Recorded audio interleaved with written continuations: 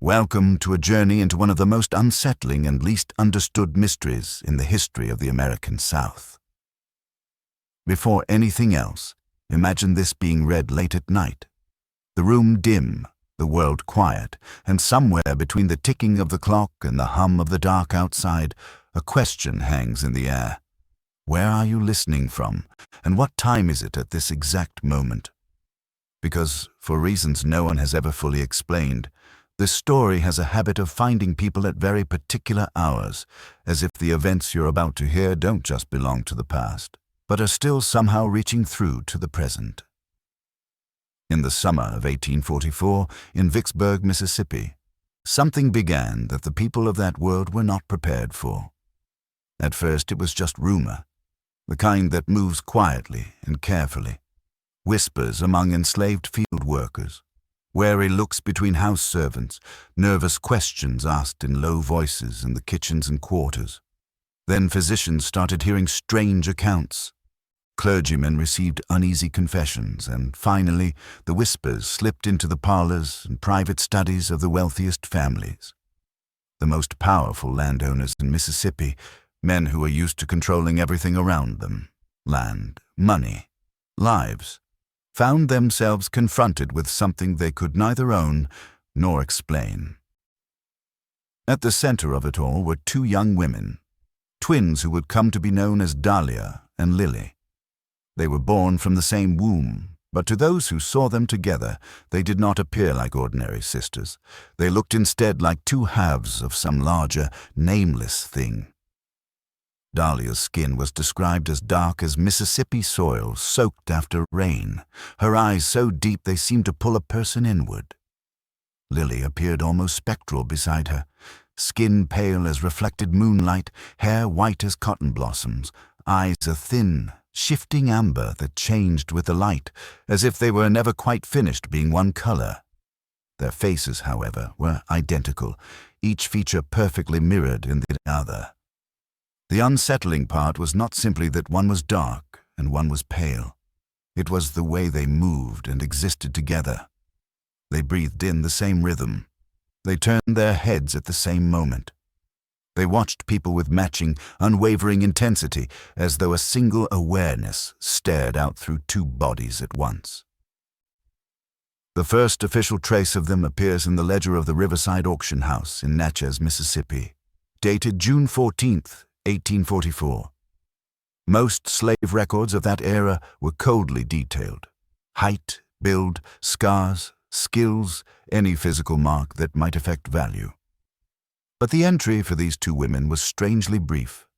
Twin females, approximately 20 years of age. One of pure complexion, one afflicted with a so-called white condition. Origin unknown. They were sold together as one lot to an intermediary acting on behalf of the powerful Belmont family. No price was listed in the public record. That omission alone was unusual. Only much later, when private Belmont papers were uncovered in 1967, did the figure emerge: $18,000. At a time when a strong field hand might sell for $1,500 and an exceptionally skilled house servant for $3,000. This sum bordered on the unbelievable. The question that haunted every later researcher was simple. What could possibly make these two women worth more than the cost of an entire labor force? One man who saw them on the auction block tried to put his unease into words. Reverend Samuel Hutchins, a Methodist minister who happened to be in Natchez that day, wrote in his private journal that he had watched countless people sold into bondage, a practice that already troubled his conscience. Yet what disturbed him about Dalia and Lily was not their suffering. It was their stillness. They did not cry or plead. They stood side by side, their hands joined, and they observed the crowd with an expression he could not name. He noted the perfect sameness of their faces, the unnerving synchronization of their movements, and the way their combined gaze made him feel exposed, as if they were quietly lifting memories out of him without permission. He left the auction that day with a sense that something unnatural had just been bought and removed from that room. The Belmont family, who ultimately acquired the twins, were not ordinary planters. They controlled more than 15,000 acres of land, held considerable influence inside the Democratic Party, and had business ties extending into New York banking circles. They were not impulsive buyers, and they were not known to make sentimental purchases. Whatever drove them to pay such a monstrous sum for Dalia and Lily, it was deliberate and calculated. Yet, what they did with the twins after the purchase was even more mysterious. Unlike every other enslaved person they bought that year, Dalia and Lily were not sent to the fields, nor placed among the regular household staff. Instead, the family had a section of the third floor of the mansion, once used for storage, converted into a small, isolated living area. A single locked corridor led to that wing. Only a handful of people were permitted access. To those who watched from the outside, rumors grew quickly.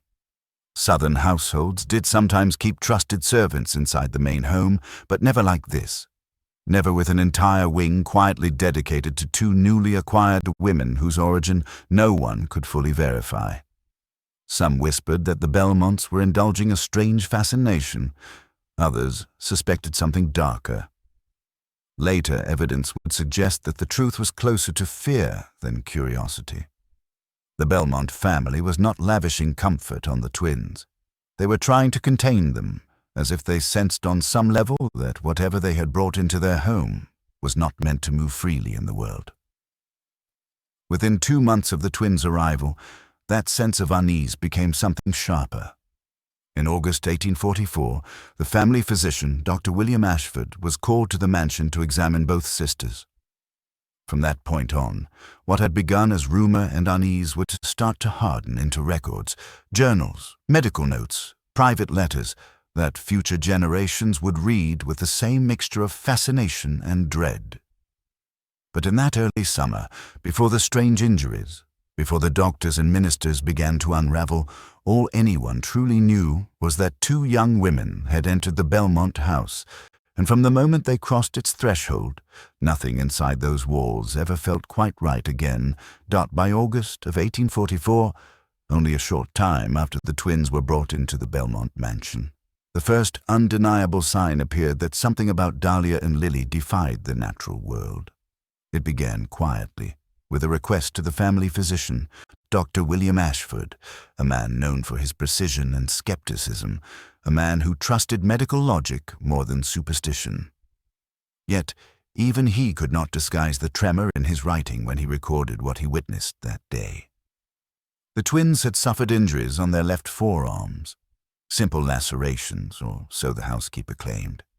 But when Dr. Ashford examined them, he realized immediately that nothing about these wounds was simple. They were identical in every possible way. The same length, the same width, the same depth, even the same minute patterns at the torn edges of the skin. It was as if the injuries had been carved simultaneously on 2 bodies by a single invisible blade. More disturbingly, although the housekeeper insisted the wounds were less than 48 hours old, they looked as though they had healed for more than a week. There was no redness, no swelling, only pale, maturing scar tissue. The twins did not flinch when he touched the area. The pain, they said, was gone. What unsettled him even more were their vital signs. Their pulses beat at the exact same slow rhythm, 48 beats per minute, and each beat aligned perfectly with the other, as if their hearts were following the same unseen conductor. He tested their reflexes, switching between the two in unpredictable patterns, yet somehow both bodies responded simultaneously, even when he examined them from opposite sides of the room. When he attempted to separate them into different chambers to evaluate them independently, both women began to show identical signs of distress. Rapid breathing, trembling hands, a wildness in their eyes that vanished only when they were reunited. Standing in their presence, Dr. Ashford felt an unease he could not rationalize, as if something about their stillness and their gaze brushed against a part of him he had never known was vulnerable. Beyond the physician's records, the enslaved community developed their own understanding of the twins, whispered in kitchens and in the quarters when the nights grew long.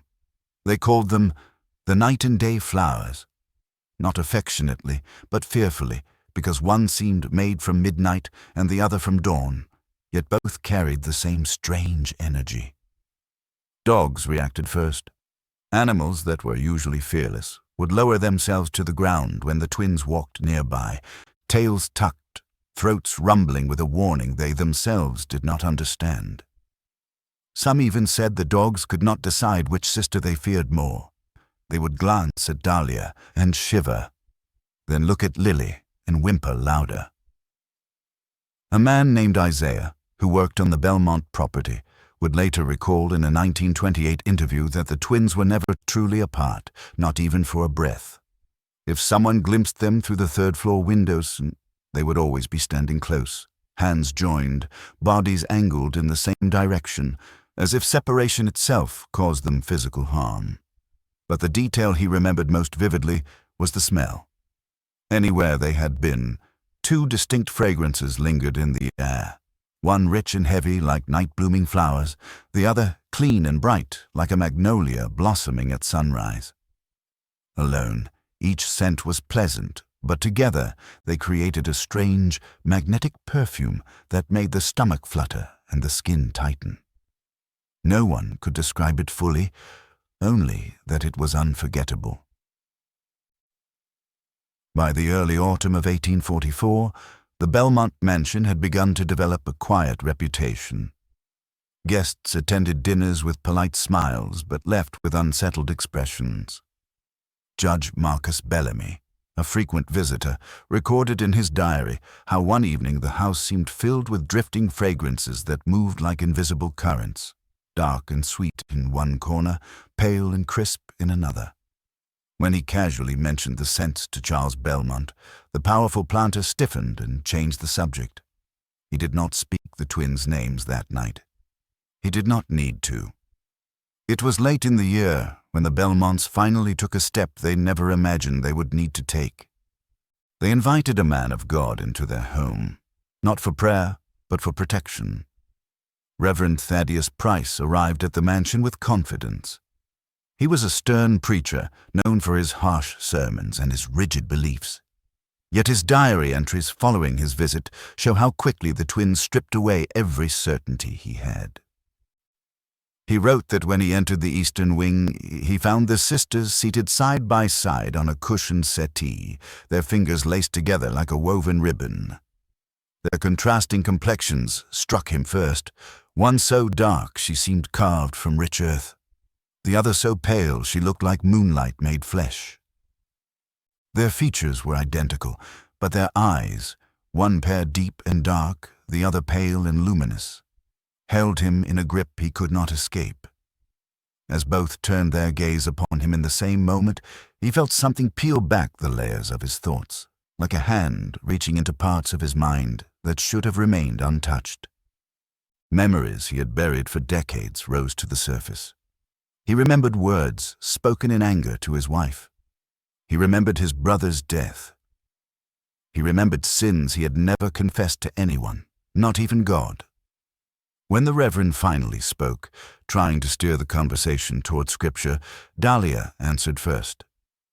Her voice was deep and resonant, unnervingly calm. "You speak of sin and salvation," she said. Lily completed the sentence without pause, her tone higher but perfectly synchronized. "But what if some souls do not belong to either path?" Then, as though one consciousness lived inside two bodies, both women spoke in a single harmonized voice that chilled him into the bone. What if some were never meant to be judged at all? Reverend Price left the mansion shaken. Weeks later, he stood at his pulpit, and instead of preaching his planned sermon on resisting temptation, he began speaking strange sentences he did not understand, words that seemed to flow through him rather than from him.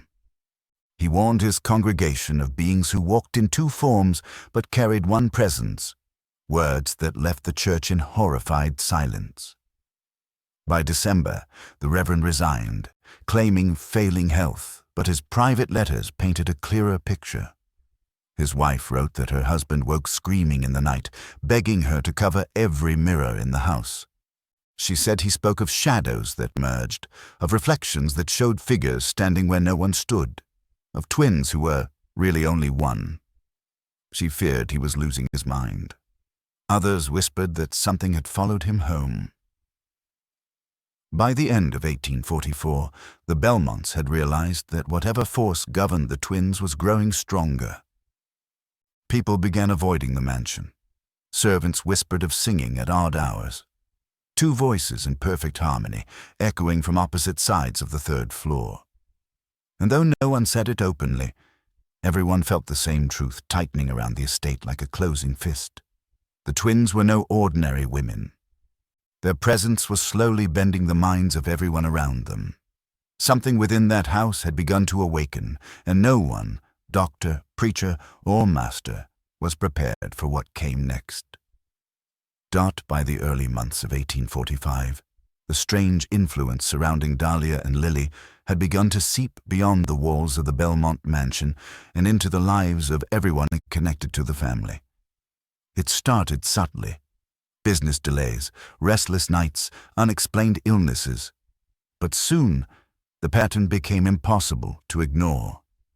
Men who had once prided themselves on logic and discipline found their thoughts growing tangled, their tempers unpredictable, their dreams haunted by images they could not describe when daylight came. The more these men tried to dismiss the sensations, the more the feelings seemed to tighten around them, as if the very act of disbelief drew the twins' presence closer. The first prominent man to fall was Richard Thornton, Charles Belmont's business partner and closest friend. He had always been skeptical of superstition, yet in the weeks before his sudden death, he became terrified of mirrors. His wife later told family members that he covered every reflective surface in their home with heavy drapes and blankets, muttering that there were eyes behind the glass that did not belong to him. He refused to enter rooms with uncurtained windows at night. He stopped shaving because he could no longer bear to see his own reflection. When he died of a stroke at just 42, those who attended him said that his face bore the expression of a man who had seen something impossible in his final moments. The second victim was Thomas McKinley, an overseer at one of the Belmont plantations. McKinley was a hard man, rugged and unshaken, the kind of overseer whose name alone inspired dread among the enslaved workers. But by March of 1845, he had begun muttering about voices in the night. Two voices singing in perfect unison outside his window, speaking a language he could not recognize yet somehow understood in his bones. He claimed he had seen the twins standing at the edge of the cotton fields at dusk, their figures blending with the twilight, even though the Belmont family insisted they had not left their locked rooms. McKinley's behavior grew increasingly erratic until on May 3rd he was found dead in his quarters. The official cause was heart failure, but the final page of his journal contained only one sentence, written repeatedly in a frantic, trembling hand. "They are not two." The most devastating blow, however, came when the darkness touched the Belmont family directly. In April 1845, Charles's younger brother, James, a man known for his mechanical skill and steady temperament, became convinced that the twins were the cause of every malfunction in the family's cotton gin operations. Machines jammed without explanation. Gears warped despite proper maintenance. Workers reported hearing humming that sounded like two voices blending into a single note. James began staying late into the evening to guard the machinery, claiming he had seen the twins standing in the doorway of the facility, motionless, silent, waiting. One night, he insisted that he had witnessed their silhouettes overlap, merging into a single shape that flickered between dark and pale before dissolving into the shadows. 2 weeks later, James Belmont shot himself in his office. No suicide note was found, but on the desk lay a crude drawing showing two female figures, one shaded black, the other left white, connected by an equal sign to a third figure made of blended tones. Beneath it, he had scrawled the words, "God help us when they remember they are one." The Belmonts were shaken. This was no longer a curiosity or a household secret. Something was spreading. Fear, illness, madness, and it traced back to the same source, the locked east wing of the mansion. In desperation, the family sought outside help once more, but this time they did not call for clergy. They turned to science, or at least to the closest version of science the South could offer in 1845. They hired Dr. Adrian Rowley, a physician from New Orleans with advanced European training and a reputation for brilliance. Unlike local doctors, Rowley believed that the human body, especially identical twins, held secrets that medicine had not yet begun to unlock. He arrived in Vicksburg in June 1845, paid handsomely and sworn to absolute secrecy. Those who met him remarked that he carried himself like a man, certain he would finally uncover the truth behind a mystery others had exaggerated. He assured the Belmonts he was not afraid. But his research notes, discovered decades later, reveal how quickly his confidence dissolved. When Rowley began his examinations, he noticed immediately what Ashford had seen months earlier: the identical pulse, the shared reflexes, the synchronized breathing. But Rowley went further. He conducted controlled experiments to test the limits of their connection. When he drew blood from Dalia and introduced it into Lily's veins, Lily's vital signs improved rather than worsened. When he reversed the transfusion, the same effect occurred. He separated them by walls and furniture, yet their physiological responses remained perfectly aligned. The more he tested them, the more their unity deepened, as if his experiments were strengthening the very phenomenon he wished to understand. Then came the dreams. Rowley wrote that for several nights he dreamed through 4 eyes at once, 2 perspectives merging into a single vision. He sensed emotions and thoughts he insisted were not his own. He began to understand, with chilling certainty, that Dalia and Lily were not simply twins, nor even 2 bodies sharing unusual intimacy, but rather one consciousness divided unnaturally across flesh. Each experiment, each examination, seemed to bring them closer to their original unity, as though they were slowly remembering what they once were. By mid-July, the physician had fallen into a state of terror. He stopped sleeping. He stopped eating. His final vision came when he stood between the sisters, Dalia on his left, Lily on his right, and in a moment of peripheral focus, he saw their bodies blur together into a single composite form before snapping apart again. His final journal entry, written in a desperate scrawl, warned the Belmonts to keep the sisters apart at all costs and never, under any circumstances, to let them stand before a mirror together. For when they did, he claimed, the mirror did not show 2 reflections. It showed one. 6 days after writing those words, Dr. Rowley was found dead in a swamp outside Vicksburg. His body showed no signs of struggle, yet his tongue had been removed, his eyes had changed color, one dark, one pale, and his remains decayed far faster than nature should allow. By then, the Belmonts understood something they wished they had never discovered. Whatever Dalia and Lily truly were, they were becoming stronger, and the world around them was beginning to unravel. After Dr. Rowley's mysterious death in August of 1845, the Belmont family shifted from curiosity to fear. Whatever fascination they once had with the twins evaporated. In its place came strict, desperate control. The new rules were immediate and severe. Dalia and Lily were no longer allowed to hold hands for more than a few seconds at a time. Their rooms, once side by side, were now separated by a locked door. They were fed at different hours. They were kept out of sunlight together, as if the very presence of daylight strengthened the connection Rowley had warned about. Every mirror on the 3rd floor was removed. Every reflective surface, glass, metal, polished wood, was covered with cloth. Any servant who disobeyed these rules faced immediate punishment. No one, not even the family members, questioned why. Everyone in that house already understood the reason. But even these precautions could not stop the creeping presence that seemed to radiate from the twins' divided rooms. Servants whispered that they heard singing at night. Two voices, perfectly harmonized, drifting through opposite ends of the east wing. The voices always sang the same melody, slow and haunting, a tune no one recognized and no one could forget.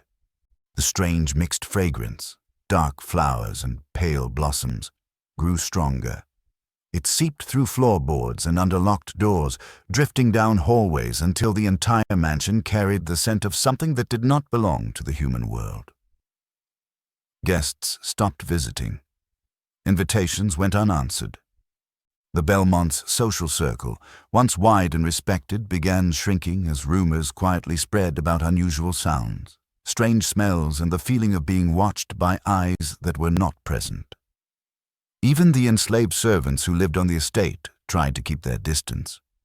Some refused to enter the third floor entirely, claiming the air felt wrong there, as if the house itself were breathing.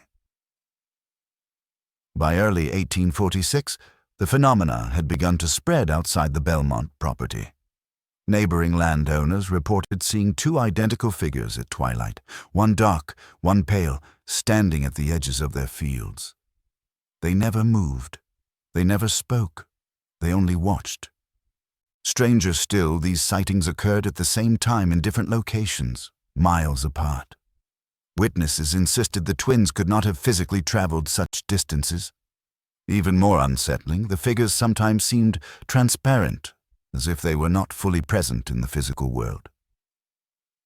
One diary entry from a planter named Harrison Wade described a twilight encounter he could never forget.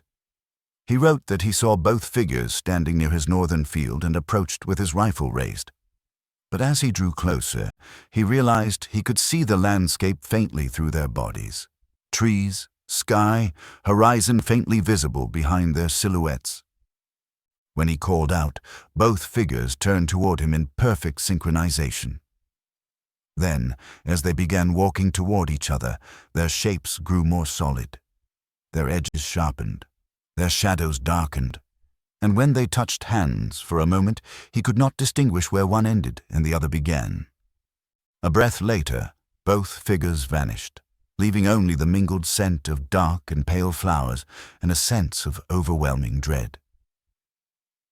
The Belmonts, terrified that the situation was spinning out of control, sought yet another type of help, this time from the north. In March 1846, they invited Professor L.S. Thornton from Yale College, a scholar known for his study of mesmerism and animal magnetism. He arrived believing he was dealing with exaggerated folklore or hysteria. But his private notes, written during his 2-week stay, revealed that he quickly realized the truth was far more disturbing.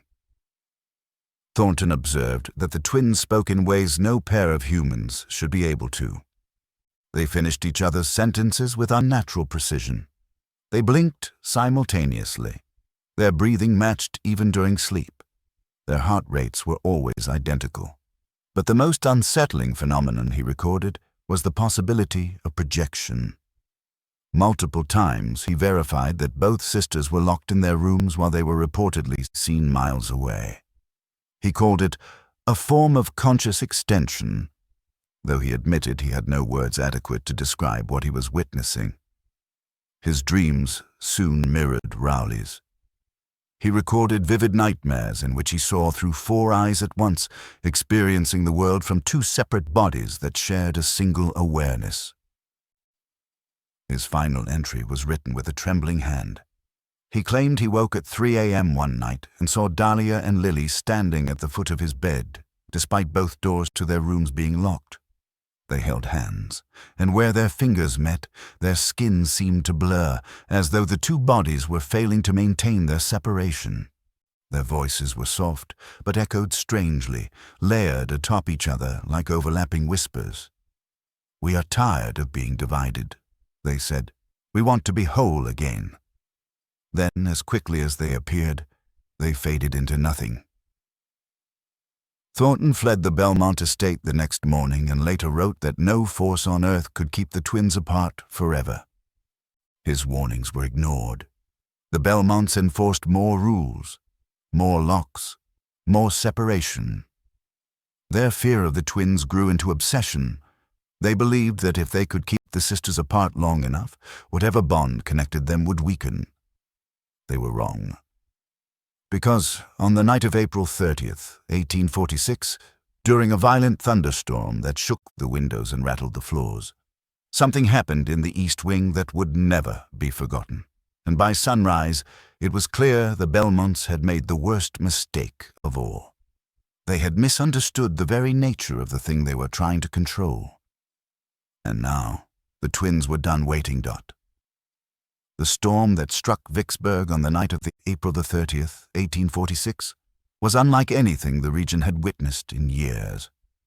Thunder rolled across the sky in long, shaking waves, and lightning forked so violently that it lit the Belmont mansion in stuttering flashes, turning its windows into pale, trembling eyes.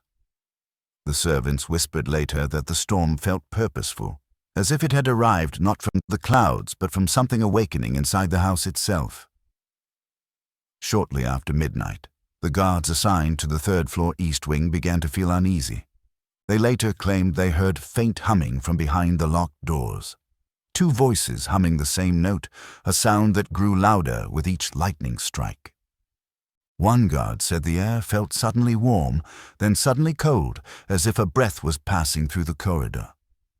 Another smelled the strange dual fragrance that everyone had come to fear, the mingling of dark, heavy flowers and light, airy blossoms. The scent thickened until the men struggled to breathe. Then everything went silent. No humming, no footsteps, no sound from the storm outside. The silence lasted only a moment. The next thing the guards remembered was collapsing to the floor, every muscle seizing with terror. When dawn came, plantation workers found all three guards unconscious, their faces frozen in expressions of horror so intense that one man refused to look at them a second time. When revived, the guards remembered nothing except one repeating whisper in their ears as they faded out. They merged, they merged, they merged. The East Wing was in chaos. The locked doors to both rooms, doors secured with iron bolts, were found unlocked from the inside. Inside Dalia's room, furniture and objects had shifted in unnatural ways. Items once dark had become faintly pale, as if drained of color. In Lily's room, the opposite had occurred. Pale linens had developed gray undertones, and bright objects seemed to have absorbed darkness into their fibers. It was as though each twin had exchanged a piece of herself with the other before leaving. But the most disturbing sight was the wall that separated their two chambers. A large scorch mark, neither fully dark nor fully light, stretched across the plaster, shifting in tone depending on the angle from which it was viewed. In the center of the mark was the unmistakable outline of a human form, but the shape wasn't singular. It was layered, as if two bodies had overlapped and fused for a moment before something made them disappear. Search parties were formed immediately, scouring the property, the woods, the riverbanks. Rewards were offered. Dogs were brought in to track their scent, but every hound recoiled, whining and hiding behind their handlers. One dog refused to move forward after picking up the strange dual fragrance. Instead, it sat down and howled toward the horizon. Despite all efforts, the twins were never found. But the sightings began almost immediately. Throughout the summer of 1846, people reported glimpsing a dark figure at dusk or a pale figure alone at dawn. Most chilling were the accounts from those who swore they saw both at the same time, two identical women walking in opposite directions or standing at different points of a field as if communicating across distance. Yet in certain lighting, witnesses described something else entirely. A single figure whose skin shifted from dark to pale as she moved, whose outline flickered between solid and translucent, whose presence brought with it the unmistakable fragrance of night and morning blended into one. A traveler named Marcus Whitfield described his encounter in 1849. Riding at dusk, he noticed a woman standing at the roadside. As he approached, he couldn't determine her complexion. Her face seemed to shift with every heartbeat, now dark, now pale, now both layered atop one another. When he drew beside her, she turned, and for a brief moment he saw 4 eyes, too dark, too pale, all staring at him with the same unfathomable expression. The air grew thick with the blended scent. A voice, perhaps 2 voices, whispered, "We are almost whole again." Then she stepped back and vanished, as though she had never been there. The Belmont mansion itself began to rot, not physically at first, but socially. Guests refused to enter. Workers asked to be transferred. Charles Belmont deteriorated rapidly, his body failing even as he insisted he saw shadows in the mansion that didn't belong to anyone living. Margaret Belmont withdrew from all society, confessing in letters to her sister that she feared her family had helped unleash something that could no longer be contained.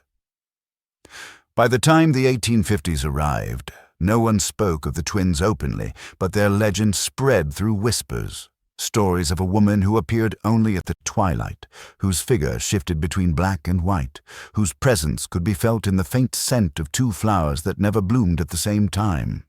Some said she walked the crossroads. Some said she lingered near water. Others claimed she watched from mirrors just out of the corner of the eye. A few believed she was still searching for something. A few believed she had already found it. And almost everyone believed that she, the twins, the soul that had been split and reunited, would never leave Vicksburg completely. Because some presences, once awakened, do not go back to sleep. In the months and years that followed the twins' disappearance, the region around Vicksburg slipped into a strange tension, a quiet dread that no one dared name aloud. The rumors grew louder, the sightings more frequent, and the line between superstition and reality blurred until even the most rational men began to glance over their shoulders at dusk. The story of Dalia and Lily no longer belonged solely to the Belmont mansion. It had seeped into the soil, drifted across the river, spread through the forests, and embedded itself into the memory of Mississippi like a stain that refused to wash out. By the late 1840s, scattered accounts began to accumulate from people who claimed to see the twins, or what they believed the twins had become. These sightings were never straightforward. Sometimes a traveler would describe a dark-skinned woman standing motionless at a distance, watching silently. Sometimes another would swear they saw a pale woman with white hair gliding between trees at the edge of a cotton field. But more often, witnesses insisted they saw both at the same time, 2 identical figures, one dark and one pale, appearing miles apart in the same hour. They never approached anyone. They never spoke, yet their presence carried a weight that lingered long after they were gone. The most unsettling accounts came from those who reported seeing something beyond 2 figures entirely. Some described a single woman whose appearance shifted with every blink, her skin flickering between night and day, her silhouette wavering like heat rising off stone. A man in 1851 claimed he looked directly at such a figure one evening and saw 4 eyes staring back at him, 2 dark, 2 pale, layered perfectly upon one another, like the ghost of one face superimposed over another. His account was dismissed at the time as drunken hallucination, but years later, when similar testimonies surfaced, people began to wonder if he had been telling the truth after all. Another disturbing trend emerged. The scent. That unmistakable mixture of heavy night flowers and fresh pale blossoms began appearing in places where no flowers grew at all. Cornfields at dusk, abandoned roads, riverbanks, and even doorways. People would describe turning around suddenly, certain someone was behind them, only to find empty air thick with a dual fragrance. Sometimes the scent lingered for only a breath. Other times it clung to clothing for hours, as if carried by something unseen. Stories from enslaved communities were even more haunting. Some claimed the twins walked near burial grounds, especially at twilight, appearing as faint silhouettes that seemed to fade into the earth. Others insisted the twins protected certain children, warning them in dreams of danger or guiding them away from sickness. A few said they heard singing, those same perfect, harmonized voices that once echoed through the Belmont mansion, floating over the fields when the night sky was moonless. Then came the incident in 1859, when an entire church congregation fled during a Sunday service. Parishioners swore that as the preacher spoke, the scent of the twins filled the room. Some smelled dark blossoms, some pale magnolia, and a few smelled both at once so strongly that several fainted. When panic erupted and people rushed out the front doors, multiple witnesses claimed to see a single woman standing across the road, her figure blurring strangely, her skin shifting between deep shadow and winter white.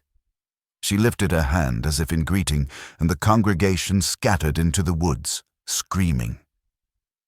The decades passed, but the encounters never stopped. Riverboat captains reported seeing a woman who appeared and vanished along the banks of the Mississippi. Soldiers during the Civil War claimed they saw a pale figure standing in the farm before battles, and others swore they saw a dark figure wandering the fields after the fighting ended, as if searching for something or someone. By the time Reconstruction arrived, the twins' legend had become part of Mississippi folklore, but with an unusual edge. The stories were never exaggerated. They were whispered quietly, respectfully, as if the tellers feared attracting the attention of something that still roamed the border between the living and the unseen. The most chilling accounts came from people who described seeing a figure that did not walk but glided, her outline trembling as if she were made of two overlapping shapes. Some said she appeared only at twilight, others only during storms, and a few only when mirrors were uncovered in abandoned houses. Children who saw her often cried without knowing why. Adults who encountered her felt watched, not with hostility, but with a deep, unsettling familiarity, as though the being standing before them already knew everything they had ever done. One thing was clear to everyone who heard or lived through these encounters. The twins had not died. They had not faded. They had not gone wherever spirits go when their stories end. They remained, bound together in a form the world did not have the language to describe. No longer two separate bodies. No longer one ordinary being. Something else entirely. Something that lived in the thin space between dusk and night, light and shadow, presence and memory. And though most people never said it aloud, the truth weighed upon the region like humidity and summer air. Whatever Dalia and Lily had become, they were not done with this world. Not by a long shot. As the decades rolled on, the legend of Dalia and Lily refused to fade. If anything, it grew sharper, clearer, more unsettling with time, as though whatever the twins had become was not finished with the world, nor with the people who dared to remember them. By the early 20th century, their story had transformed from whispered warnings into something heavier, something that lived at the very edge of reality. And everywhere the tale traveled, it carried the same signature: the scent. Witnesses across Mississippi continued reporting it, sometimes faint, sometimes overwhelming, but always unmistakable. Dark, heavy blossoms intertwined with pale morning magnolia. It drifted across abandoned houses, riverbanks, lonely dirt roads, graveyards and crossroads. People described stepping into certain places at dusk and feeling a presence waiting for them, not malicious, but deeply aware. In 1918, during a solar eclipse, multiple people across the region claimed to see a woman standing motionless in the shifting shadowed light. They said her silhouette flickered, one moment dark as the earth, the next pale as moonlit sky. Some claimed she had 4 eyes, perfectly aligned, watching the eclipse as though it belonged to her. Others said she looked at them with an expression of both longing and triumph, as though the eclipse reminded her of what she once was, and what she had finally become. Throughout the 1920s, anthropologists, folklorists, and historians tried to trace the origin of the twins' story. Many dismissed it as superstition. Others quietly admitted the evidence was too persistent, too consistent, across too many decades to ignore. The most haunting testimony came from an elderly woman interviewed in 1923. Her great-grandmother had worked inside the Belmont mansion during the twins' confinement. When asked what happened to Dalia and Lily, the old woman shook her head and said, "You're asking the wrong question. They didn't go anywhere. They came back together. That's what happened. They became what they was always meant to be. One soul in two bodies, or maybe one soul that don't need no body at all." She spoke of nights where the air felt charged, like holding your breath before lightning strikes. She spoke of the strange scent drifting through rooms even when all the flowers were dead. She spoke of the feeling, heavy and familiar, of two presences standing close, even when the house was empty. Time marched on, but the phenomenon persisted. Reports emerged during the Great Depression, during World War II, during the Civil Rights era. Some people saw a pale woman at sunset. Others saw a dark woman at dawn. A few saw both, one at the front door, one at the back, though both vanished before footsteps could approach.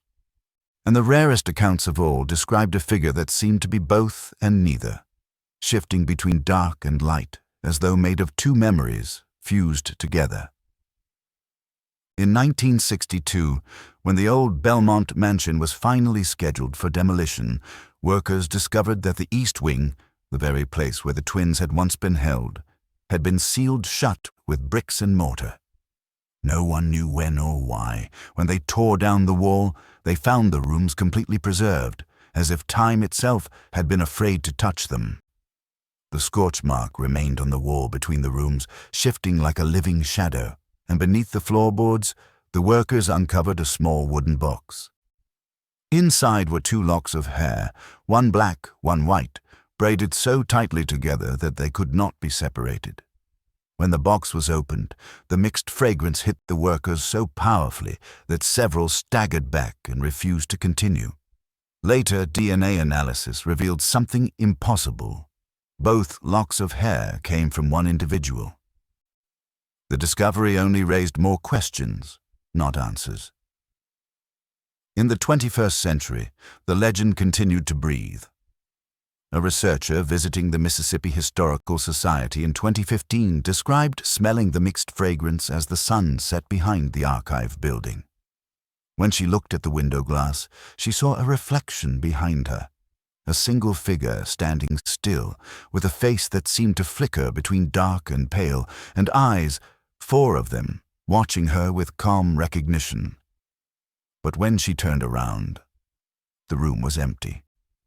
Only the scent remained. In the reflection, the figure lingered a second longer than it should have, before fading like mist. She wrote one final line in the guest book before leaving. "They are still here, still together, still one and two and neither." Even now, people in Mississippi talk about her, the twilight woman, the sister soul, the divided one made whole. Some claim she appears at crossroads. Some say riverbanks. Others say mirrors. All agree on one thing. She comes at moments when the world stands between day and night, when the light blurs and the air thickens. She does not harm. She does not speak, at least not aloud, but everyone who encounters her feels the same thing, a deep, ancient yearning, as though the very air around them aches for something lost and finally found. Perhaps that is the truth beneath the mystery. Dalia and Lily were never meant to be separate. They were one soul that had been torn in half, struggling desperately to reunite. Their story is not just a haunting. It is a reminder of the universal ache within every human being, the longing to feel whole, to reclaim the part of ourselves we've lost, to become complete. And if the legends are true, the twins succeeded. They became something the world has no name for, something that walks the thin line between presence and absence, between shadow and light, something whole. On humid Mississippi nights, when the wind is still and the sky trembles at the edge of dusk, people swear they can smell two scents blending into one. And some say that if you listen closely, you can hear two voices singing in perfect harmony. Voices that once belonged to two girls torn apart, now fused forever into a single, impossible existence. And so their story does not end. It simply continues, quietly, patiently, just beyond the corner of your vision. Still watching, still remembering, still whole.